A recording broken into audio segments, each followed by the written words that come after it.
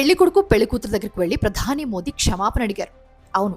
ఉత్తర బెంగాల్‌లో మొదటి దశ పోలింగ్ ఏప్రిల్ 23న జరుగుతున్న నేపథ్యంలో అక్కడ ప్రచారాలన్నీ కూడా ఊపందుకున్నాయి.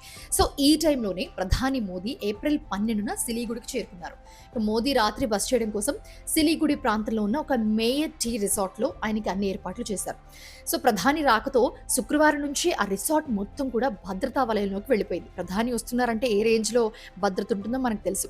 సో, అక్కడే ఉత్తర బెంగాల్‌కి చెందిన ఒక ప్రముఖ పారిశ్రామికవేత్త కుమార్తె పెళ్లి జరుగుతోంది ఆ రిసార్ట్‌లో. సో, రిసార్ట్‌కొచ్చిన పెళ్లి అతిథులందరూ కూడా కఠినమైన భద్రతా తనిఖీలు ఎదుర్కోవాల్సొచ్చింది.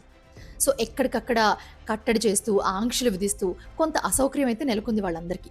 సో, ఈ పరిస్థితిని గమనించిన ప్రధాని మోదీ వాళ్ళ దగ్గరికి వెళ్లి, "నా వల్ల మీకు చాలా ఇబ్బంది కలిగింది. దయచేసి క్షమించండి" అని అడిగారు.